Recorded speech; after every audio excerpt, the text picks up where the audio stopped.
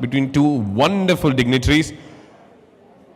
We request you to kindly settle down, make yourselves comfortable. We'll begin in the next couple of minutes. Thank you very much. And keep your cell phones on silent. Thank you.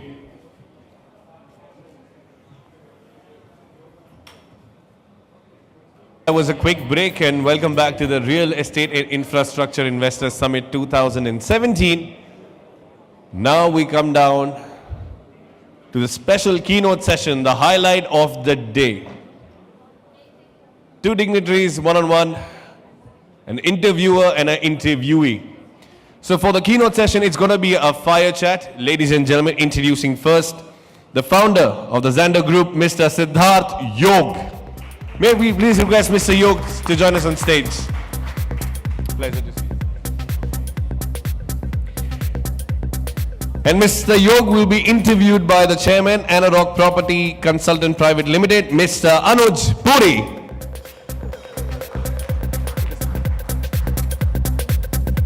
Let me tell you, gentlemen look absolutely wonderful. Thank you for being here with us. We leave the stage to you. Have a wonderful session.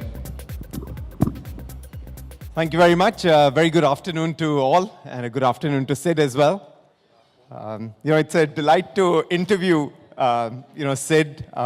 One I'm going to enjoy because I'm on the other side and not being interviewed, so that is very nice. And the second is, I've known Sid for about 20 years. When Sid was with CBRE India, he was heading at that time research valuation consulting. And I used to run a company called as Chesterton Meghraj. And we were together doing a job for Punjab Urban Development Authority. So in the morning, we would take a train from Delhi to Ludhiana and come back in the evening. And those were the days that I knew Sid. Obviously, Sid progressed very quickly and moved into Hong Kong, Singapore with CBRE, and then decided to go on his own. Today, he's the owner, partner for Xander, about $3 billion private equity fund, into a number of things what we're going to discuss today, his involvement, his passion, and his ability to drive the organization from far, yet very close in India. So I'd put together a list of questions that I wanted to know about Sid. And rather than starting with the boring, what does he think about the Indian real estate, I'm going to actually ask Sid a few, not very personal questions, but perhaps semi-formal questions, Sid, if I may. First question, Sid. If you were not in real estate, which industry would you be in? I would be a TV talk show host. TV talk show host, absolutely. I did think that it would be Bollywood or singing or TV talk show. I think you'd be very appropriate. Thank you. If you were not investing in India, which other country would you invest? The United States. Not China? I don't know very much about China. I'm a big fan of sticking to your knitting. Invest in markets that you know and are familiar with and have relationships in. I have no edge in China. As an investor, we often sort of think about what makes a good investor. What's your edge? And part of that edge would be obviously familiarity with the markets. So the United States would be my answer at this point in time, and also because of all kinds of other legal reasons and what have you. And Sid, interesting that you say United States. I thought it was going to be a very mature market, and people like yourself, who have come up over the last one and a half decade may not be able to make impression in such a mature market. Do you think there is still space?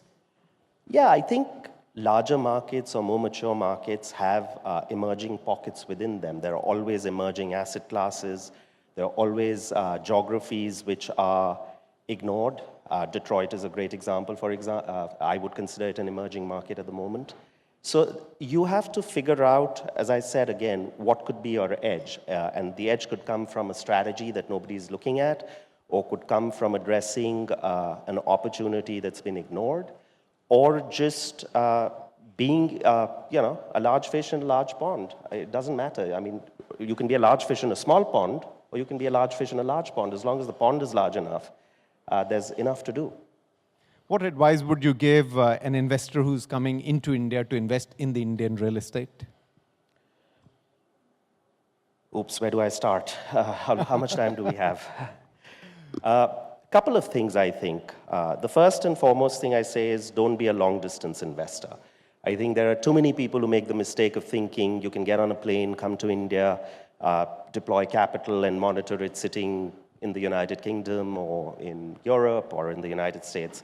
I think that's a big mistake. You need to be on the ground in India, in the weeds.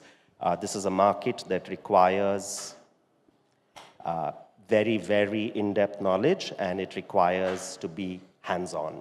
And if you're not hands-on and if you don't have the patience to do it, don't do it. And I'll tell you, there are many people who choose not to do it because they say, we have 10 markets to choose from. I just don't have the patience or the time to do this. I can get similar returns in a market where I don't have to be that hands-on. So, one would be that, be hands-on. The second piece would be your time frame of investment has to be far longer than it is in many other markets. And I think people sort of come with a classic 4 to 6 year time frame. I don't think this is from an equity perspective, at least. I'm not talking about the debt markets yet. I think you have to have a longer time frame. 3 years, you have to be ready to really sort of think about 2 steps forward, 1 step back from a regulatory perspective. That's the joys and perils of democracy. Governments change, strategies change, policies change, and it's not ideal, but that's the way it is. And as I said, it's one of the joys of democracy. It's also one of the perils of democracy. So I would say that you have to be ready to deal with regulatory changes and inconsistencies sometimes between what the federal government is saying and what the state government is saying and what different state governments are saying. Also, people often ask me, so what do you think about India? And I said, I don't think anything. There is no one Indian market. It's a Bombay market, or it's a Bangalore market, or it's a Chennai market, or it's a UP market. The laws are different. Real estate is a state subject, right? There is no such thing as an Indian market. And I really don't understand why people keep talking about the Indian market, because I don't think it exists. Sid, you said in the first point, and it is so true, that you need to roll up the sleeves and get into the weeds, and you've done that. You've lived that life. It's easy for you to be remote and yet be fully involved. And in the same breath, you said is that you need to be really consistently involved in the business. You effectively managed it remotely from the US, this business. How you managed to do that? Being on a plane every week. So there are always trade-offs. It is true that I live 1/3 of the time in the United States, but I do live 6 months of the year in Asia, and it's not 6 months in a block. It's every second week. So that's the trade-off. True or false, you're Indian at heart, global in thinking? What do you think? Well, Indian in attire, definitely. Indian at heart? Absolutely. Still? Absolutely. Sid, the entrepreneur or the lecturer? Oh, first generation entrepreneur, second generation lecturer, so entrepreneur probably. Choose between the two, president of the class at Harvard Business School or the head of student union at Delhi University. President of Harvard Business School. Institution of Global Excellence. Delhi University is, what's the new phrase that the government's coined for academic institutions in India? We want to be centers of excellence in India. I'd rather sort of set the benchmark at a global level. So very well said, is that centers of excellence in India versus center of excellence globally. And that's what the difference is. How would you sell I in bricks? I mean, that's a tough one to do it, and you've done it so effectively, getting up to $3 billion, Sid. With due humility, I would say that I've never tried to sell India, right? I do not try and go out and to investors and try and convince them to choose India over China or Russia or Brazil or whatever. In fact, very often, we as a firm will say clearly that the decision to invest in India or not, you have to have taken. But if you've decided that India should be an investment, there is only one firm to invest with. That's Xander, right? So that's the I in India. And I'll tell you why I say this. Because from an investor's perspective, and not being facetious anymore, from an investor's perspective, it's not the market that delivers good returns. It is the manager or the investment professional or the investment firm that provides the alpha. So you can have a market which is having a tough time, like the residential market in India right now. But you know, if all things were gung-ho and everything was going on really well, where's the skill? When you're cycling downhill, everyone's a champion, right? So skill only becomes apparent in difficult markets. And so very often we come up with this conundrum that is it the market or the manager? And I would submit to you that as an investor or as an investor raising money or as an entrepreneur raising money, it is your skill and your hard work and your sort of differentiation in strategy or as I said, your edge which delivers the returns. It is not the market. Because if somebody wanted to invest in India, I would say don't do real estate, track the index, invest in the public markets. Why would you want to get involved in real estate? So interesting what you're saying is that the investor should have ideally made up his mind of coming into India before you would approach them. I just want to sort of rewind it a little bit. What if you have to go and pitch India? Do you think it is easier today to pitch India than what it was 3 or 4 years ago? Yes, it is. And I think this government's biggest achievement has been, I mean, we can talk about pros, cons, policies that have been put in place, etc. But as an investor, as a global investor, and as somebody who is meeting and traveling and attending a lot of these investor meets, India was a bad word 4 years ago, or 4 or 5 years ago, 2012. It didn't even find mention anywhere. We in India can sit here and say everybody should be cheering us on and people should be so enamored of this opportunity. The fact is people have 20 other markets to think about. And I'll tell you, in 2012 and in 2013, 2012 especially, which was the lowest point, I think, India didn't even find mention at the world's largest emerging markets conference. It was not even listed. That was how bad things had become. So I think Mr. Modi's government, the Prime Minister and his government, and him personally, I think, the biggest achievement of this government has to be to change the conversation. There's lots of work to be done. It's very early days, and there are lots of difficulties that one can see. But if I was to pick one thing which I would give him kudos for, it is globally, he's changed the conversation. India is at least back on the agenda or on the list. Well, that is very, very encouraging. Someone who's spending a huge amount of time with the institutions overseas to hear positive. And you know, I've known Sid, as I said, for many years, and he's quite candid. You know, if it wasn't, I've heard him say is that it is very difficult to sell India in the years when it was very difficult to sell India. And truly, what you say is correct, that it is still not easy to sell India, but at least there is an ability to have a conversation, and people are wanting to engage in discussions for India. What would you say would be the top 3 mistakes that fund managers have done in India? You know, I can tell you top 3 mistakes that we have done, right? I really have no ability to opine on anybody else's mistakes. We've made more than our fair share. So I'll tell you what our mistakes have been. Early days, the time frame, and it goes back to your first question. We didn't necessarily, even having worked in real estate in India, in Asia, and other parts of the world, but having spent time on the ground in India, bottom up, and these were early days in 2005, March 2005. We were on the ground here pretty much a month after the government opened the foreign direct investment channel into real estate. We got the time frames wrong. We wish we had underwritten to an 8-9 year time frame rather than the 5-6 year time frame that people do in developed markets. I think we got our investments right. We got the time frame wrong. We would have made far more money if we had built that into our underwriting or our documents or what have you. So that's one mistake we made. And would that be partially led by hedge funds wanting to come into India? Yeah, it's the kind of capital, right? People are used to a particular model. So if you talk about classic private equity or classic private equity real estate, people are used to the 8-year fund or the sort of 9-year fund with a 4-year investment period. It's just the way it's done all over the world. So the customization that is needed for a particularly complex market like India, or the calibration that is needed, was not done, right? So that would be one mistake that I think we made. Thankfully, we live to tell the tale. But I would say that was one big one.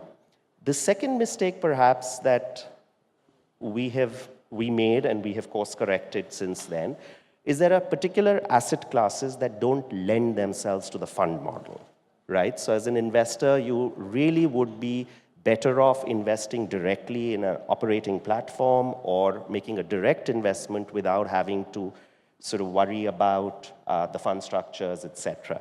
And you're seeing much more of that in India now. Large investors coming in as partnerships or joint ventures, or the new phrase, club investments.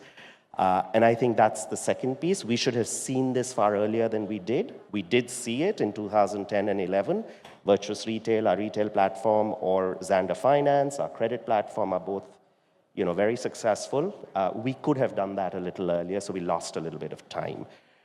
And the third piece is, and this is not necessarily a mistake, but it is, in hindsight, life is, you can opine on it, but when we were going through it, it was different. Maybe we should have stuck to the larger markets early on. We didn't realize the complexity of working in tier 2 cities or with state governments that don't necessarily worry about their finances or their balancing of their accounts or consistency in policy. So we made some mistakes in certain eastern states that will remain unnamed.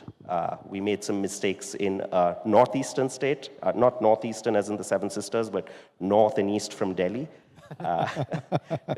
But maybe we should have stuck to the more mature markets of Bombay, Bangalore, Chennai, Pune, Delhi, NCR. Yeah. And it is very, very true, and that I have a similar experience that going into some of the tier 2 markets hasn't been the best. I think China's story is really panned out well in the tier 2 markets. I think unfortunately for India, tier 2 hasn't really prospered. Yeah. And I think there's another piece to it, right? I mean, as I said, you have to be a hands-on investor, and time is a fungible commodity. So are you going to spend all that time in investing in a project in Lucknow, or would you rather spend all of that time investing in a project in Delhi? I happen to have grown up in Lucknow, so I love the city. Please don't get me wrong, and I think it'll have great opportunity one day. But if time be your commodity, apart from capital, you would rather deploy it where you can deploy more of it and get a bigger return. And for the same amount of time, I think you could do a far larger project or invest in a far larger project in a Delhi or a Bombay or a Bangalore than one of the smaller, even capital cities of some of our great states. You mentioned about virtuous retail, and we used to have a mall a week that was getting opened up in 2005, 6, 7. And then last year we had 2 or 3 malls that came up. When you look at the numbers, there were more malls that got shut in 2016 than they got opened. So it was really a negative supply in the market. What are the 2 or 3 things that you did right to make virtuous retail so successful? Well, thank you for saying it's so successful. It's early days yet, but I'm particularly proud of having had our team create a platform which is, at this point in time, poised to take advantage of what we think is coming for the retail market in India. I often get asked this question that, people are hurting so badly.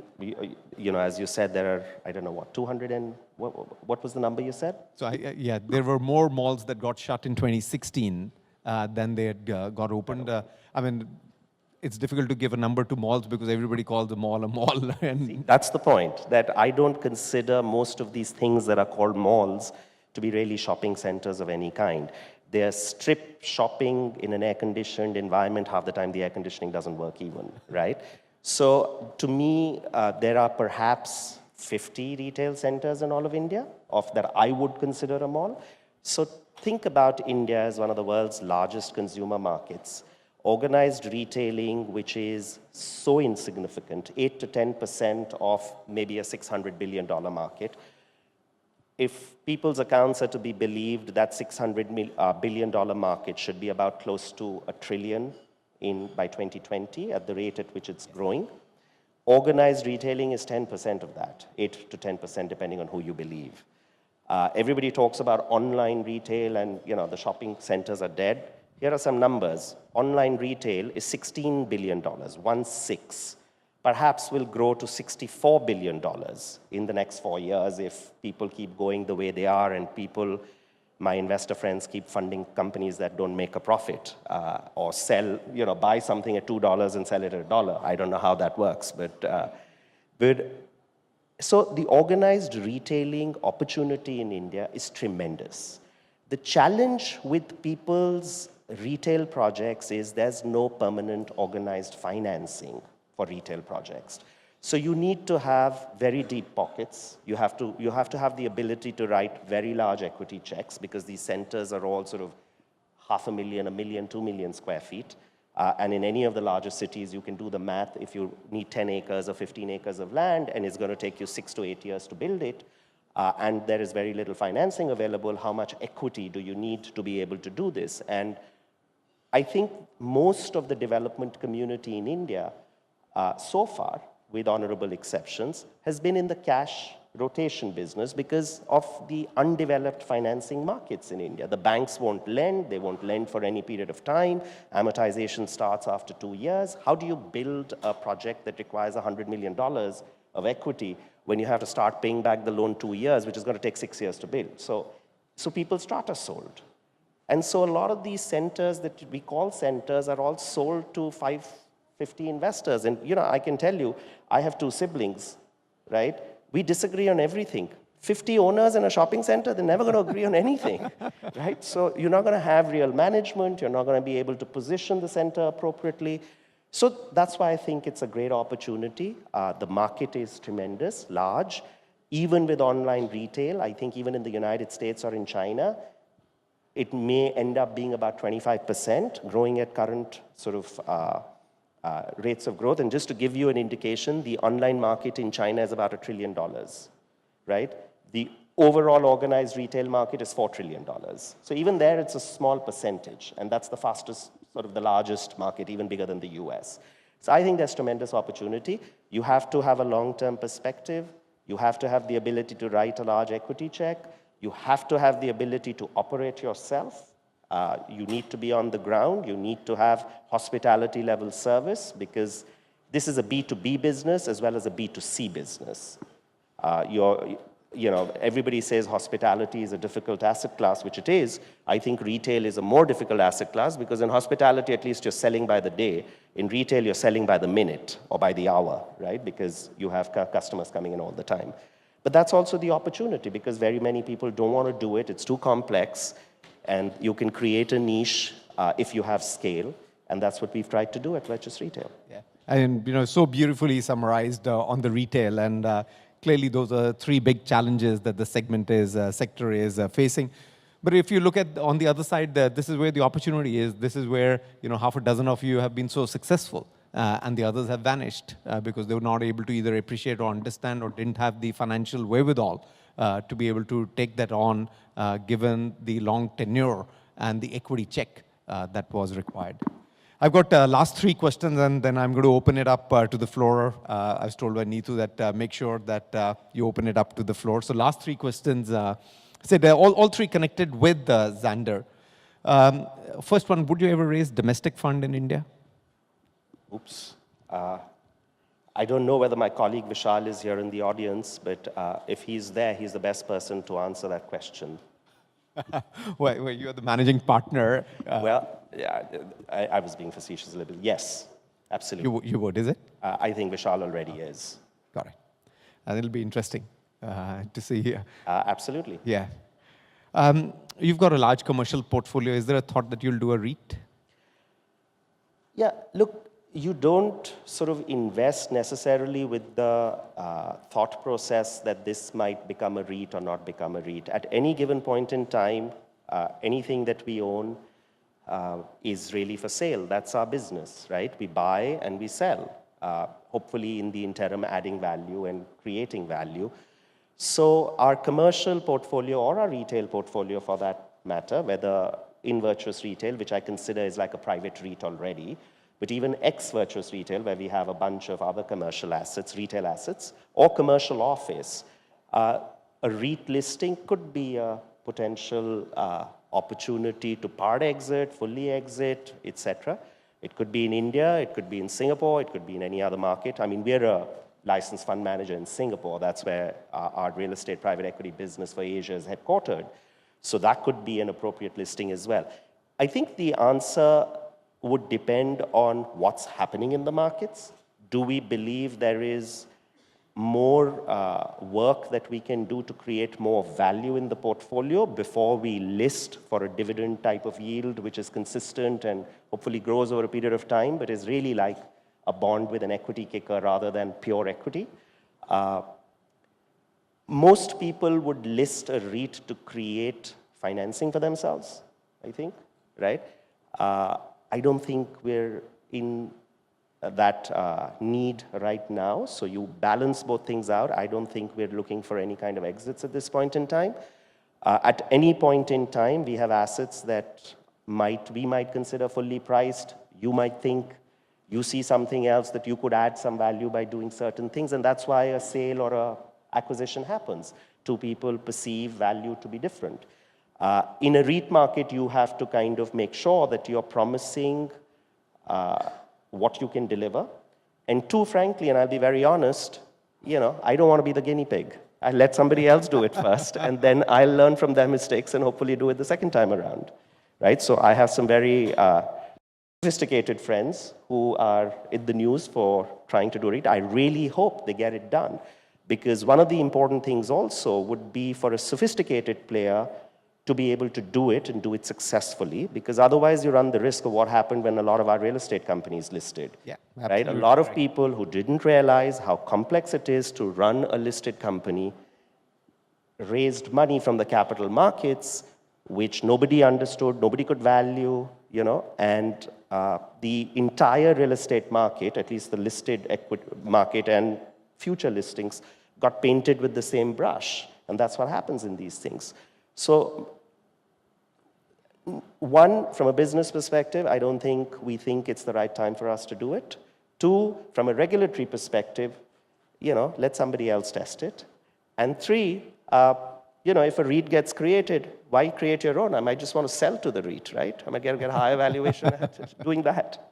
Yeah, no, absolutely correct. Absolutely correct. And you're absolutely right that I do hope as well that REIT is successful. It is important for India to be able to demonstrate, certainly to large institutional players, that there is an exit mechanism and there's a successful exit mechanism.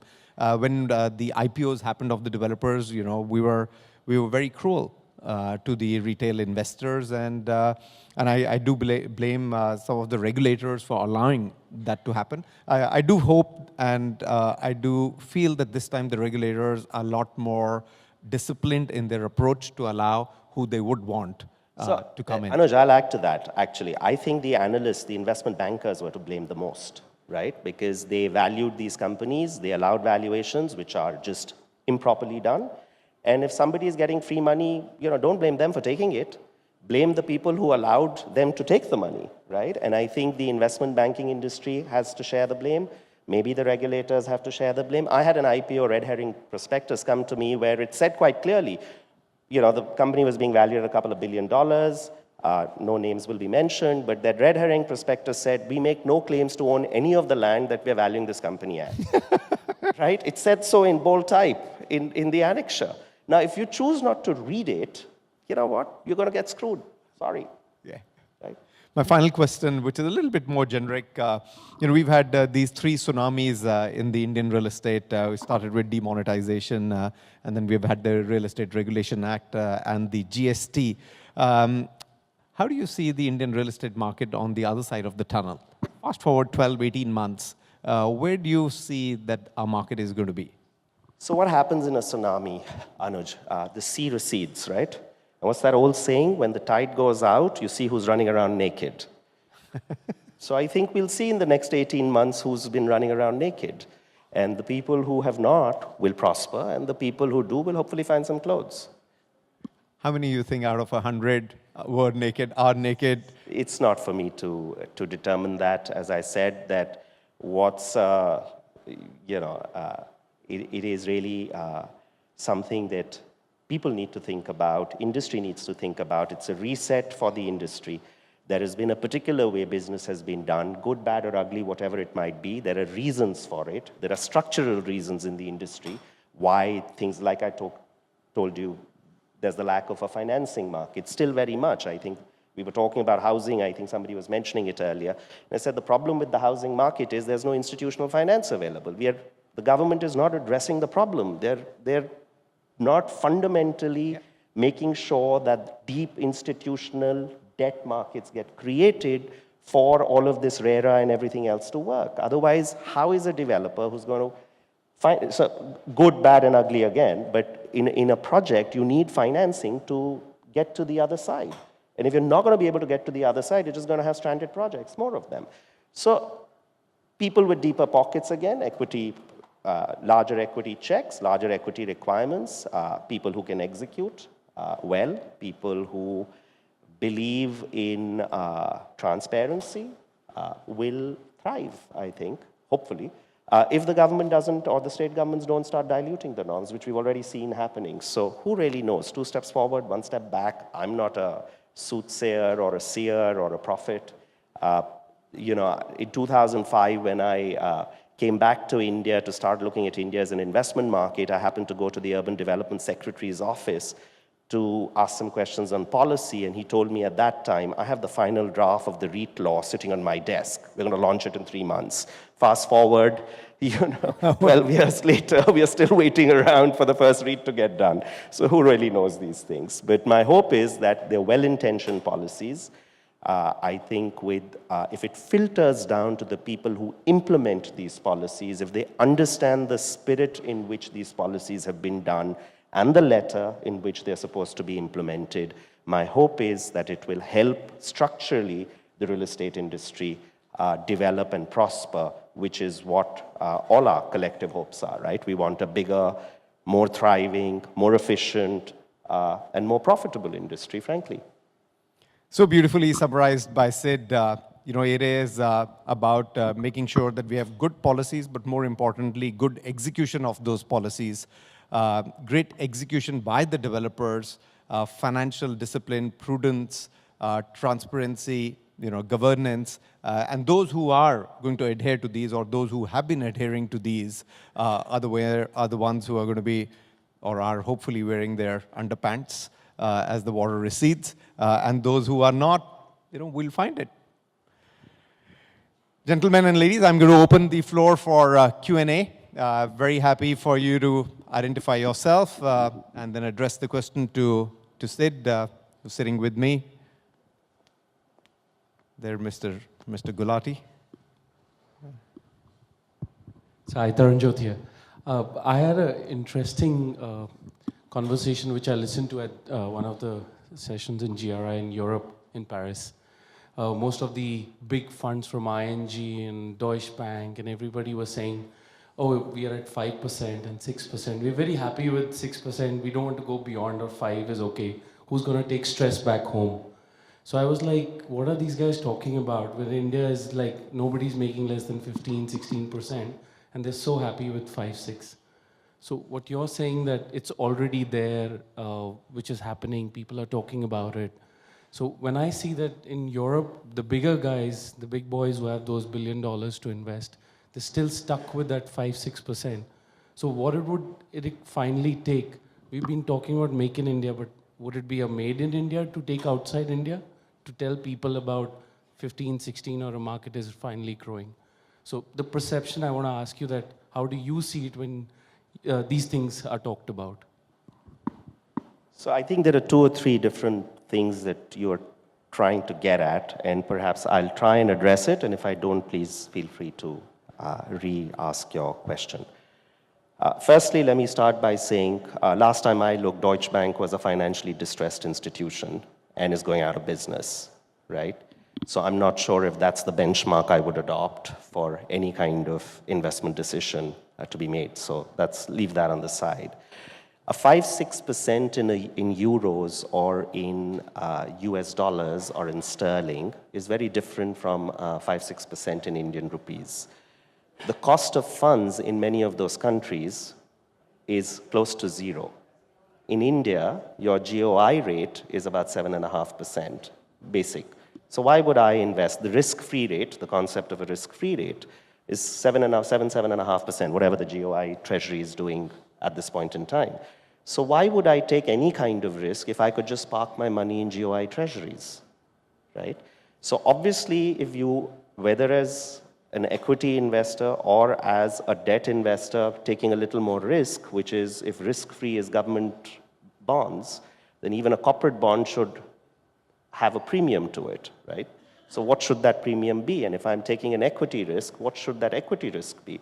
So the spread between the GOI or the government of UK or the German Bund or whatever it might be, and the equity return that those people are looking for is really what the differential should be. So add to that, so that's 6% approximately. Add to that the currency risk in India. So forward exchange rates are what, 3.5%, 4%? 3-4%. Yeah. 3-4%. So add that 4% to the 6% now, that becomes a 10%. So GOI is at 7.5. You add the 10% on top of it, 17.5 is what minimum requirement should be for an equity return, without even thinking about any added risk about what kind of asset class are you investing in or what kind of industry you're going to. Or in the asset class, that 6% return is, by the way, for a core plus building or a core building in the heart of Frankfurt or the heart of London or the heart of Paris, right? Or La Défense or wherever you might go. It is not in a market which is relatively still developing, right? So the risk associated, and it's definitely not a development project.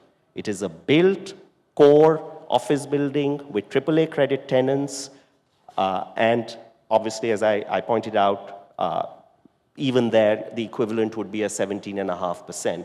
Tell me which core, if such a building exists in India, or core plus, there are some, which building is returning you 17.5% income? Yeah. None. Indian returns are terrible compared to the rest of the world. If you factor in the foreign exchange risk, if you factor in the spread that you need as an equity investor between GOI yields and maybe debt cost is too high. I don't know. There are many issues surrounding that, right? But relative to the rest of the world, we are not being able to return returns that are very attractive. That's part of the reason why a lot of foreign investors who are coming to this country are only looking at particular asset classes, and the kinds of investors who are coming all have to have a very long-term view. So we are betting on this market growing for the next 15 years, which is why fund structures in India just don't work, because it's a different kind of investor that is going to be able to underwrite the India risk or the India real estate risk. I don't know if that makes it clear. Makes a huge amount of sense. I've been asked to wind up, but you know, I'm going to request Nikhil Bhatia, who's sitting in there. You know, he's an ex-colleague of Sid. Maybe Nikhil, if you've got a closing question to Sid, you've been Sid's colleague for many, many years. I don't know whether you were his ex-boss. It's a team sport. No, of course, Sid did hire us, and it's been a wonderful experience working with him, both for him and with him. So I must say that, you know, we've had a privilege working with him. So having said that, my question, let me think, you put me on the spot to ask a nice closing question. So Sid, you know, in your journey of what, maybe 20 plus years in real estate in India, you've seen a lot of, I guess, cycles. You've seen the time where greenfield and then was the thing to do, and we had capital coming in and excessive amounts of capital coming in at greenfield projects. And an interesting analogy is that all of Pune used to absorb 3 to 4 million square feet at that time, and then you used to have one project and one you know, cash flow being submitted, which alone said that, okay, invest here, this alone in one particular micro market will have like 6 million square feet coming up. So you've seen those times, you've seen the transition to core assets. you've seen a transition of, in between the transition from greenfield to core, everybody went through the structured debt way, and now REITs.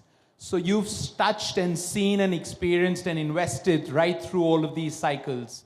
Where and what is your view for the next, maybe say 10 years going forward, and where do you think is the opportunity really, that Xander and yourselves are going to be focusing on? Sure. So I'll try and keep it succinct because Nikhil has this problem of asking long questions. Sorry, Nikhil. I've known him a long time. We've also got the Chief Minister coming in. Yeah. So very quickly, I think two things. The first really is, I have had the privilege of being involved in the real estate industry in India for now 24 years. I've been at the forefront of two new businesses emerging in the real estate sector in India. First, the professional services businesses. So I was, I think, employee number 2 or 3 at CBRE, and had the privilege of doing that. So that creation of that entire business. And then, of course, we were one of the first investors as institutional investors in India when FDI opened up in 2005. So I've had the privilege of being sort of one of the pioneers, hopefully we can call ourselves, in that business as well. So the vantage point from that perspective is, I often tell people who want to get into money management and real estate, get your hands dirty first. Learn the business. You have to have respect for somebody who builds, wearing a hard hat, a building, or who sells a home, or somebody who signs a lease. Unless and until you've done that, I don't think you can really appreciate what it takes to get anything done, especially in this country where execution is difficult. So my hope is that in the next 10 years, there would be far more appreciation for some of those skills, real development skills, as opposed to some of the other things that have added value previously. We have to go. The only other thing I would say is, my hope for the real estate industry is that it will thrive.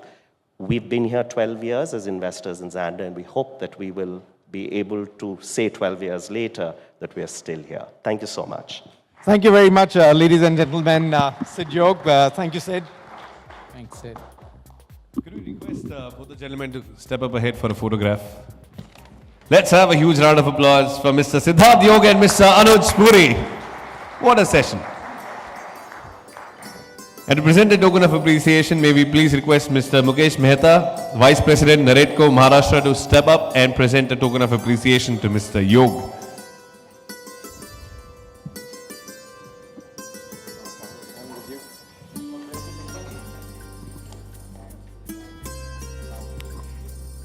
And to present a token of appreciation to Mr. Puri, may I please request Mr. Peter Werver, CEO APREA, to join us on stage.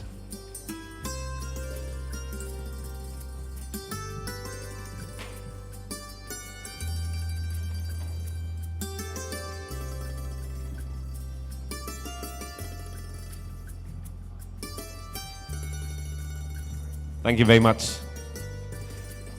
All right, ladies and gentlemen, the next session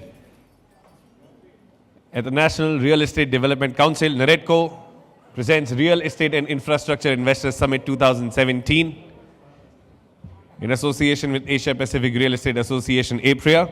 We would like to thank our sponsors, State Bank of India, Anchor Electricals, R.R. Kabel, Piramal Enterprise, SICOM, Cushman and Wakefield, Hiranandani Constructions, Prop Tiger, Peninsula Land, Gujarat Group, Brickwork, JLL India, BSC, Arnapur.